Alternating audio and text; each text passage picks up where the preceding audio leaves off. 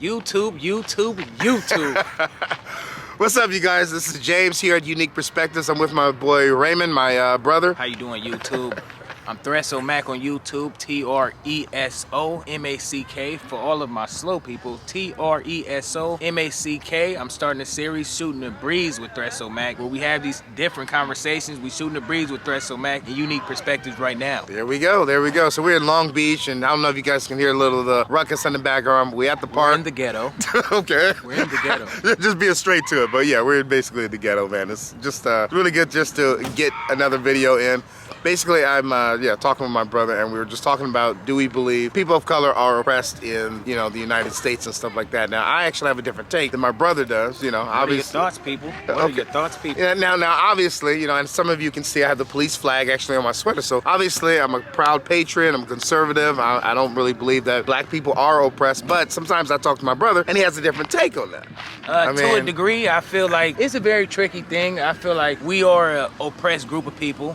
But when I say that, I don't mean to say that and run with it in a victim mentality type of way. It is the truth. Okay. I'm a huge fan of overcoming. Okay. I like that. I like that. Overcoming. I like that. Yeah. No. Actually, one of the things that we always touch on is the fact that we're in a place where I do believe that the black man can have a nice house, have a nice career, have a nice lifestyle, have a nice car. If we just work for it. And but I know that sometimes I'm talking to my brother, and he does feel that sometimes people in the black and brown community, we have to work a little harder to get 10, right?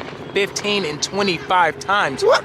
Not just harder. What? We have to try a lot harder. And when I say that, I don't mean to say this in a way of let's be sad about it. This is the truth.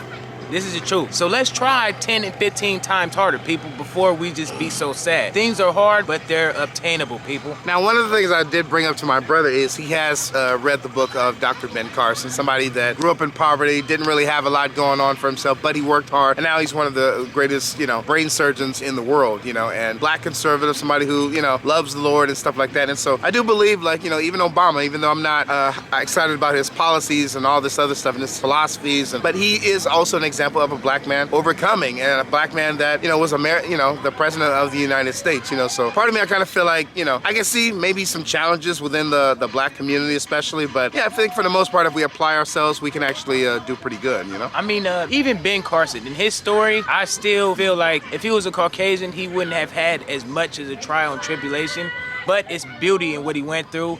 He went through that to show us that it is possible.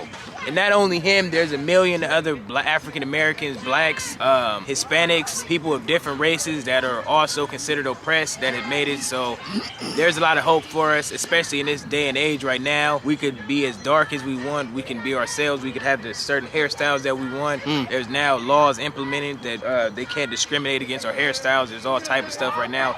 It's still hard, but we can do it, people. It's obtainable.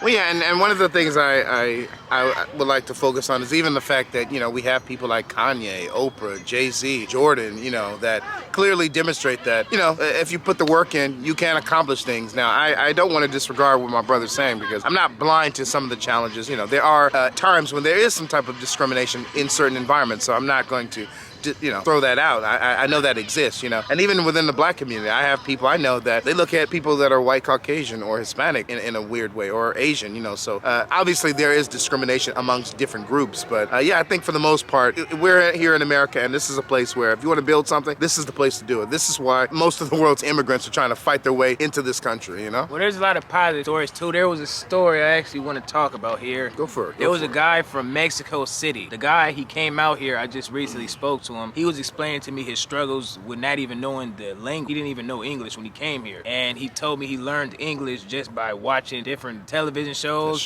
That's right. Different radio stations. And I bring this story up to say that it inspired me to actually get out of my comfort zone. My comfort zone is typically with my people, my African Americans, my Hispanics, people I grew up with immediately, I'm comfortable with. But now in the work environment, I'm around Caucasian people. I'm open to new things now, and I appreciate the opportunity. And I say this to say, everybody, things are a little bit harder for us, but let's make this happen. Let's not be sad. Let's become a victory story.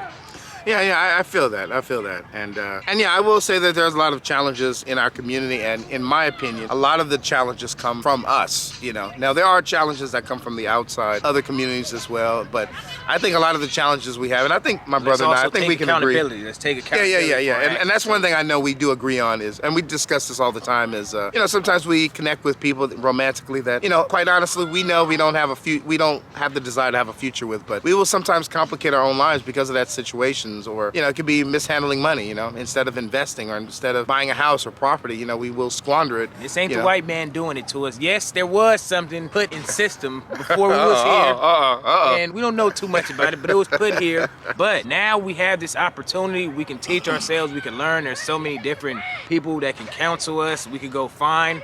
So there's no excuse. I don't say this to say there's an excuse. Okay. We have so much hope, people. Let's keep our heads held high. Let's make sure we don't play victim. Let's take accountability for our negative actions and things we do to ourselves. There's self-destruction. Let's do better, people.